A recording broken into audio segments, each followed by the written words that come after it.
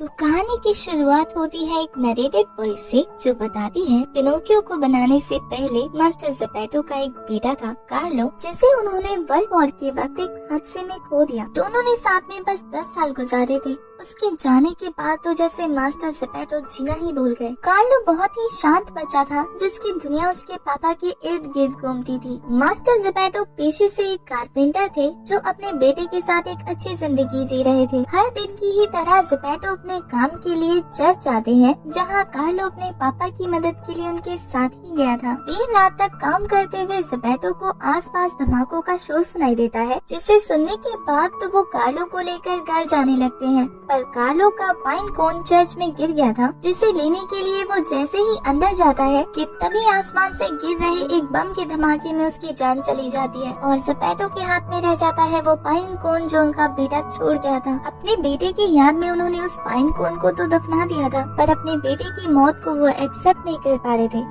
सारा दिन बिना काम किए वो अपने बेटे की कब्र के पास ही बिताते। दिन बीते, महीनों बीते, सालों बीत गए, लेकिन ज़ेपेटो अपने बेटे की मौत के गम से बाहर नहीं आ पाए। वो जो पाइन कोन उन्होंने बोया था उससे एक बड़ा सा पेड़ भी बन गया। और इसी के साथ हमारे स्टोरी के नरेटर की एंट्री होती है, जिसका नाम था सेबेस्टियन क्रिकेट, जो कि पेशे से एक राइटर थे और जगह जगह घूमकर अपनी राइटिंग स्किल्स को इम्प्रूव कर रहे थे। कि घूमते फिरते पहुंच जाते हैं उसी पाइन ट्री के पास अपना घर जमाने के लिए। सेबेस्टियन ने तो उस ट्री पर अपना सारा सामान अच्छे से जमा दिया था, जैसे कि वो सालों के लिए वहीं सेटल होने वाले हैं। तभी उन्हें दुख भरी आवाज सुनाई देती है ज़ेपेटो की, जो कि अपने बेटे की मौत के लिए रो रहे थे। वो चाहते थे कि उनका बेटा वापस आ जाए और वो अपनी नॉर्मल लाइफ को पहले की तरह जी सके। यहाँ सेबेस्टियन को उनकी बातें सुनने के साथ साथ कुछ और भी दिखाई देता है, जो थी कुछ पुरानी आत्माएं जो कई सालों से वहाँ भटक रही थी बिना किसी को नुकसान पहुँचाए। अब सब कुछ जानने समझने के बाद सेबेस्टियन जैसे ही अपनी नॉर्मल लाइफ में वापस आता है कि उसके घर की बुनियाद हिलने लगती है और सेबेस्टियन को पता लगता है कि ये तो ज़ेपेटो का काम है जो कि उस पेड़ की कटाई कर रहे हैं, क्योंकि वो अपने बेटे की मौत का जिम्मेदार इस पेड़ को मानते हैं, जिसे काट कर अब वो अपने बेटे का शक्ल देना चाहते हैं। अब मास्टर ज़ेपेटो तो सेबेस्टियन के घर समेत उस पेड़ को उठाकर अपने घर ले गए थे, जहाँ पहुंचकर सेबेस्टियन को तो कुछ भी समझ में नहीं आता कि क्या हो रहा है। और यहाँ ज़ेपेटो ने अपना काम स्टार्ट कर दिया था, मतलब वो एक पेड़ को अपने बेटे का रूप दे रहे थे। काफी देर की मेहनत के बाद उन्होंने लकड़ी का एक पपेट तैयार कर लिया, पर फिर कुछ देर बाद ज्यादा नशे में होने की वजह से वहीं सो गए थे। उनके सोने के कुछ देर बाद वो माउंटेन स्पिरिट्स आकर उस लकड़ी के पपेट के आसपास घूमने लगती हैं, जिसे देखने के बाद सेबेस्टियन तो उन्हें भगाने लगा था, ये सोचकर कि ये उसके घर पर कब्जा करने आई है। पर देखते ही देखते वो माउंटेन स्पिरिट्स जुड़कर एक फेरी में कन्वर्ट हो गई थी, जो ज़ेपेटो के लगातार विश मांगने की वजह से आई थी उस पुतले में उसके बेटे को वापस करने। पर सेबेस्टियन तो उन्हें अपना घर देने के लिए बिल्कुल मना कर देता है। पर फेरी सेबेस्टियन को कन्विंस करने लगती है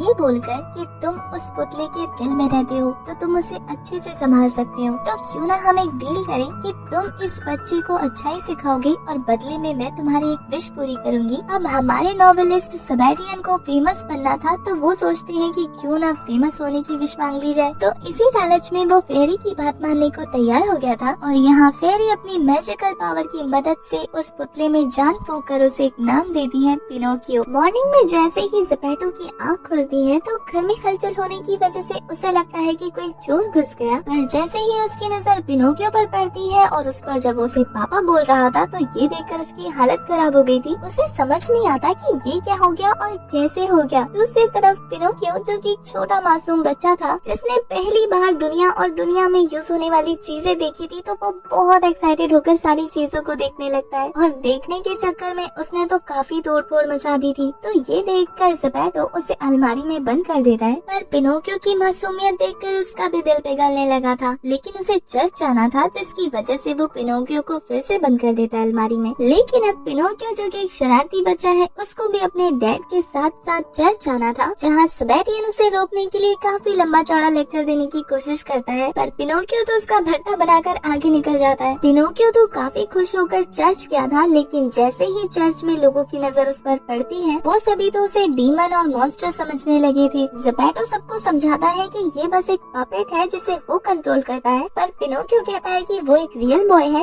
और ऐसा बोलते ही उसकी नाक लंबी हो गई थी। और ये देखने के बाद तो लोग और ज्यादा डर गए थे। तो लोगों की नफरत को देखते हुए ज़ेपेटो उसे लेकर घर चले जाते हैं। घर पहुंचने के बाद ज़ेपेटो ने पिनोकियो की नाक ठीक कर दी थी और साथ ही उसे ये भी बता दिया था कि जब जब वो झूठ बोलेगा उसकी नाक लंबी होती जाएगी। तभी ज़ेपेटो के घर चर्च के फादर और मेयर आते हैं ज़ेपेटो से पिनोकियो के बारे में सारी डिटेल्स लेने के लिए। पर वहाँ पिनोकियो की अनकंट्रोलेबल मस्ती देखकर मेयर ज़ेपेटो को समझाते हैं कि क्यों ना पिनोकियो को नॉर्मल बच्चों की तरह स्कूल भेजा जाए, जिसके लिए ज़ेपेटो मान गए थे। और रात को पिनोकियो को सुलाते वक्त उन्हें अपने बेटे कार्लो का ख्याल आ गया था, जिसके बारे में पिनोकियो सेबेस्टियन से पूछता है, जहाँ सेबेस्टियन ने पिनोकियो को कार्लो के बारे में सारी बातें डिटेल में बता दी थी। नेक्स्ट डे जब ज़ेपेटो अपने साथ पिनोकियो को लेकर चर्च आते हैं तो रास्ते में एक सर्कस के बंदर की नजर पिनोकियो पर पड़ जाती है। तो वो बंदर दौड़ता भागता अपने मालिक के पास पहुंचकर उसे ये गुड न्यूज देता है। उस सर्कस के मालिक का शो फ्लॉप जा रहा था, तो जैसे ही उसे पिनोकियो के बारे में यानी कि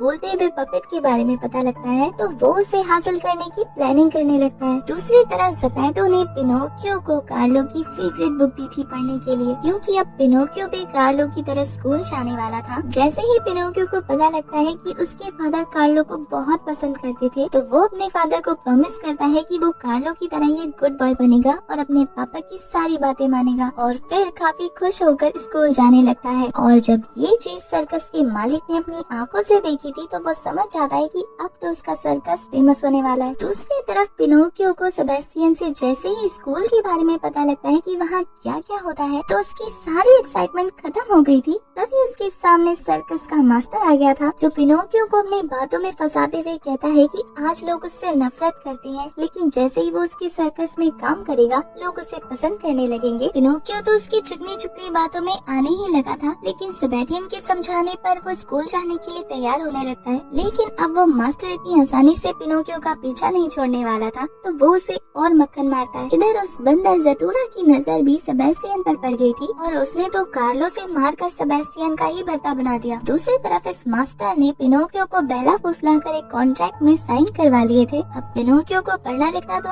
आता नहीं था, तो वो एक प्यारी सी स्माइली बनाता है। दूसरी तरफ ज़ेपेटो को भी चर्च के फादर और मेयर से खबर मिल जाती है कि पिनोकियो स्कूल नहीं गया, और यहाँ पिनोकियो को बहला फुसलाकर सर्कस मास्टर ने उसके जरिए एक शो फेमस करवा दिया था। ज़ेपेटो भी सेबेस्टियन के बताने पर पिनोकियो को ढूंढते ढूंढते सर्कस तक पहुँच गए थे, तो वो पिनोकियो को उठाकर घर ले जाने लगते हैं। लेकिन पिनोकियो को लगता है कि सब लोग उसे पसंद कर रहे हैं। असल में तो सबको पिनोकियो का झूठ बोलना और उसकी नाक का बढ़ना एंटरटेनमेंट लग रहा था। अब पिनोकियो को घर ले जाते वक्त ज़ेपेटो के साथ सर्कस मास्टर छीना झपटी करने लगते हैं, जिसकी वजह से पिनोकियो मेयर की गाड़ी के नीचे आ गया था और सबको लगता है कि पिनोकियो की डेथ हो गई। दूसरी तरफ पिनोकियो को दिखाया जाता है जो डेथ की गेट पर पहुंचा था, जहां उसे स्प्लिट फेरी की बहन डेथ फेरी मिलती है, जो कि पिनोकियो को बताती है कि फेरी के हाथों से क्रिएट होने की वजह से पिनोकियो कभी मर नहीं सकता, और जब तक एक सीमित समय की रेत गिर नहीं जाती तब तक पिनोकियो वापस भी नहीं जा सकता। और जितनी बार भी पिनोकियो मरेगा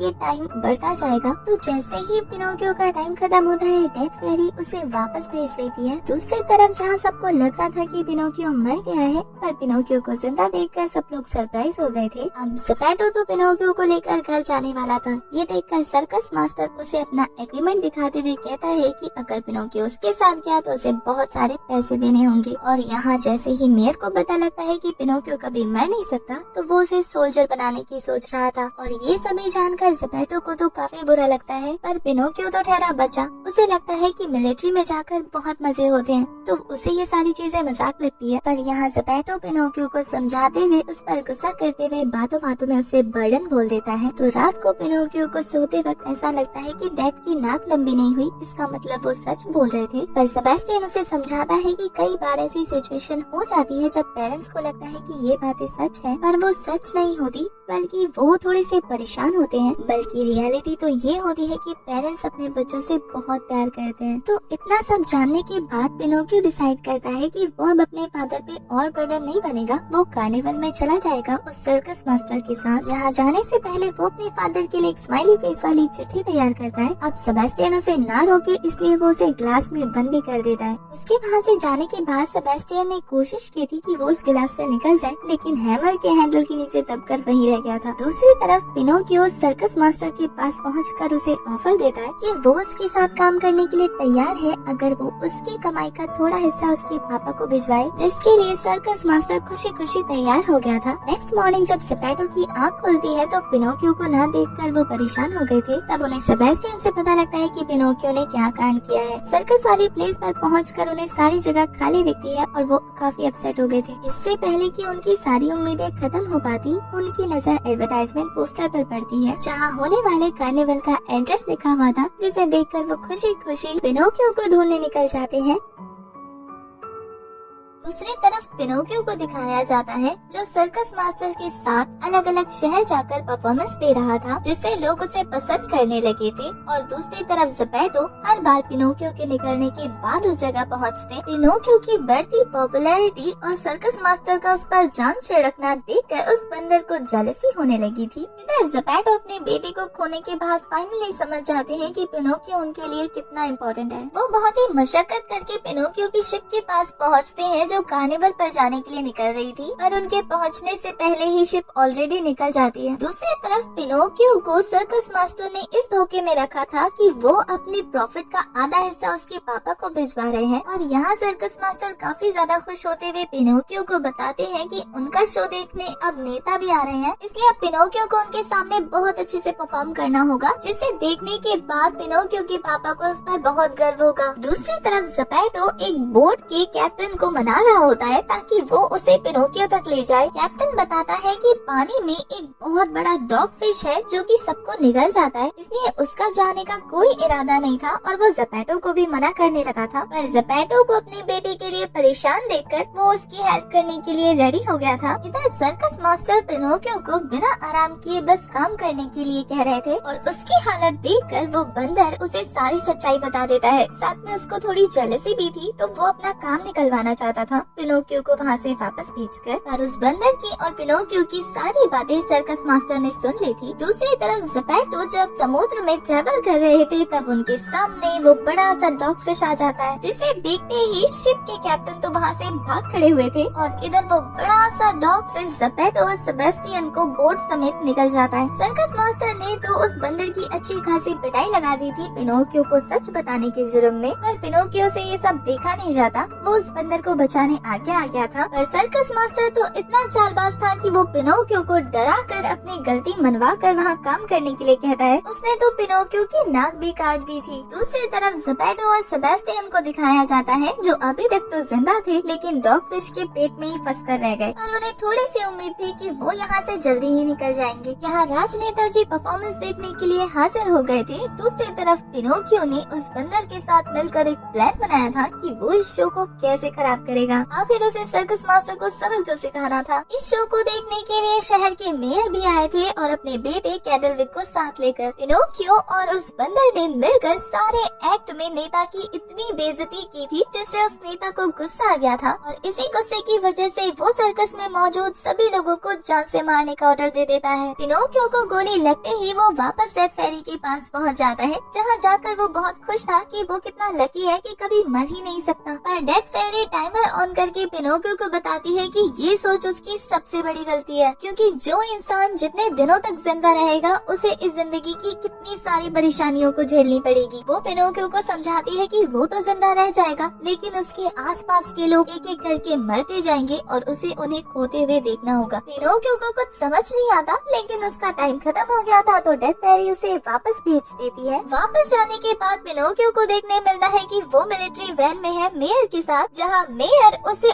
आर्मी ज्वाइन करने के लिए ले जा रहा था, क्योंकि पिनोकियो कभी मर नहीं सकता और ये बात जंग के मैदान के लिए काफी अच्छी है। पिनोकियो चिल्ड्रन ट्रेनिंग ग्राउंड देखकर बहुत ज्यादा एक्साइटेड हो जाता है और अब तो उसकी दोस्ती कैंडलविक से भी हो गई थी। रात को कैंडलविक काफी ज्यादा सैड था, क्योंकि उसे लगता है कि वो डरपोक है, इसलिए उसके फादर उसे पसंद नहीं करते। और पिनोकियो उसे काफी अच्छे से समझाते हुए कहता है कि उसके फादर उसे बहुत प्यार करते हैं। और रहा सवाल डरपोक होने का, तो कल तो वो लोग तैयारी करने ही वाले हैं ना, तो वो स्ट्रॉन्ग बन जाएंगे। और इस तरह उन दोनों बच्चों की बॉन्डिंग काफी स्ट्रॉन्ग हो गई थी। नेक्स्ट डे मेयर बच्चों को ट्रेनिंग देते हैं कि युद्ध में कैसे लड़ा जाता है, नकली बंदूक नकली गन देकर। और यहाँ वो बच्चों को दो टीम में डिवाइड करके एक टास्क देते हैं झंडा फहराने का। सबसे पहले पिनोकियो और कैंडलविक थे तो अपोजिट टीम में, लेकिन उनकी बॉन्डिंग इतनी स्ट्रॉन्ग थी कि एक साथ टावर पर चढ़ने की वजह से वो खुश हो जाते हैं एक दूसरे के लिए। और मैच को टाई करते हुए उन दोनों ने अपना अपना झंडा साथ में फहरा दिया था। इस बात से मेयर को ज्यादा खुशी नहीं होती तो वो अपने बेटे के हाथ में गन थमाते हुए उसे पिनोकियो को शूट करने के लिए कहते हैं, लेकिन कैंडलविक अपने फादर को साफ साफ मना कर देता है ये करने के लिए, जिस बात से मेयर को इतना गुस्सा आ जाता है कि वो पिनोकियो को खुद ही शूट करने वाले थे, पर उससे पहले ही उनके ऊपर बम गिरने लगते हैं, जिसके धमाके से उड़कर पिनोकियो कहीं दूर गिर गया था। और अब उसके सामने सर्कस मास्टर थे जो उससे काफी नाराज थे और वो पिनोकियो को जान से मारने की कोशिश करते हैं। जहाँ बंदर ने पिनोकियो की जान बचाई थी और सर्कस मास्टर को पानी में गिरा दिया था, पर ऐसा करने के साथ वो खुद भी डूबने लगता है, जिसे बचाने के लिए पिनोकियो भी पानी में गिर गया था। नेक्स्ट मॉर्निंग जब उनकी आँख खुलती है तो वो समुद्र के बीचों बीच एक लकड़ी पर तैर रहे थे और उनके सामने एक बड़ा सा आइलैंड था, जिसे देखकर वो खुश होने लगते हैं। पर ये कोई आइलैंड नहीं बल्कि वो बड़ा सा डॉग फिश होता है जो उन दोनों को भी निकल जाता है। उस डॉग फिश के अंदर जाते ही पिनोकियो को अपने पापा मिल जाते हैं और वो बहुत खुश हो गया था। पर इसी के साथ वो सभी परेशान होने लगते हैं कि अब वो इस डॉग फिश के पेट में से कभी बाहर नहीं आ सकते। पर तभी सेबेस्टियन को वहाँ पर सांस की नली दिखती है और अब उसे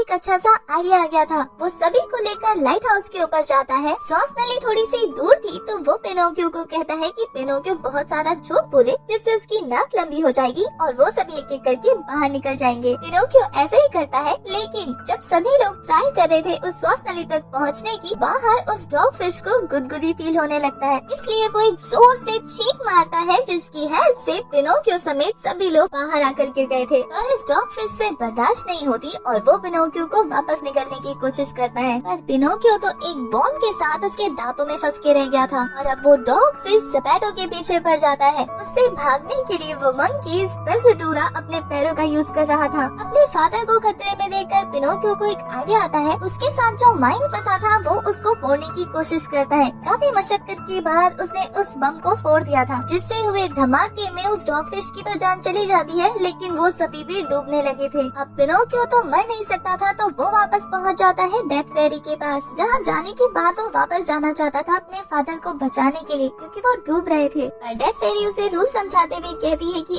अब अगर वो टाइम से पहले गया तो वो कभी भी वापस यहाँ नहीं आ सकता, मतलब वो मर जाएगा। थोड़ा सोचने के बाद पिनोकियो अपने फादर के लिए ये बात भी मान जाता है। उसने रूल तोड़ दिया था और वो अपने फादर को बचाने के लिए वापस पहुँच जाता है, जहाँ छोटे से पिनोकियो के लिए ज़ेपेटो को संभालना मुश्किल हो रहा था और धीरे धीरे वो दोनों भी पानी के नीचे जाने लगे थे। पर फिर पानी के बहाव से वो सभी एक एक करके किनारे पर पहुंच जाते हैं, जहां ज़ेपेटो की नजर पिनोकियो पर पड़ती है जो कि मर चुका था। तो ज़ेपेटो अपने बेटे को खोने के बाद समझ जाते हैं कि वो तो पिनोकियो को कार्लो बनाने की कोशिश कर रहे थे, जबकि पिनोकियो हर बार अपने फादर को खुश करना चाहता था। अब ये जानने के बाद वो बस पिनोकियो से रिक्वेस्ट करने लगते हैं कि वो वापस आ जाए। तभी वहाँ स्पिरिट फेरी आती है जो ज़ेपेटो को बताती है कि पिनोकियो एक रियल बॉल बन गया आपको बचाने के लिए, इसलिए अब वो कभी वापस नहीं आ सकता। पर यहाँ सेबेस्टियन आकर स्पिरिट फेरी से कहता है कि आपने मुझे प्रॉमिस किया था कि अगर मैं पिनोकियो को गुड बॉय बना दूंगा तो आप मेरी एक विश पूरी करेंगी। पिनोकियो एक सच में साफ दिल का बच्चा था, तो यानी वो गुड बॉय हुआ और अब फेरी को सेबेस्टियन की एक विश पूरी करनी थी, जिसपे सेबेस्टियन कहता है कि पिनोकियो को वापस जिंदा कर दो। तो स्पिरिट फेरी उसकी बात मानकर उसकी विश को पूरा करते हुए पिनोकियो को जिंदा कर देती है। ज़ेपेटो बहुत खुश हो गया था अपने बेटे को वापस पाकर और अब यहाँ स्पेज़ाटोरा भी उनकी फैमिली का मेंबर बन जाता है। सालों बीतते हैं, वो सभी साथ में थे और एक एक करके सभी लोग पिनोकियो को छोड़कर जा रहे थे, जहाँ सेबेस्टियन के जाने पर पिनोकियो उसे मैच बॉक्स में रखकर अपने हाथ में रख देता है जहाँ वो रहता था। वक्त के साथ सब लोगों के जाने के बाद पिनोकियो भी चला जाता है। शायद एक दिन वो भी मर गया होगा, क्योंकि वो भी तो एक रियल बच्चा ही था ना। और इसी के साथ हमारी ये स्वीट सी मूवी यही एंड होती है। आपको स्टोरी कैसी लगी, साथ ही ये भी बताना कि क्या मुझे एक मूवी एक्सप्लेनेशन चैनल बना लेना चाहिए। तब तक के लिए bye bye, tata, take care.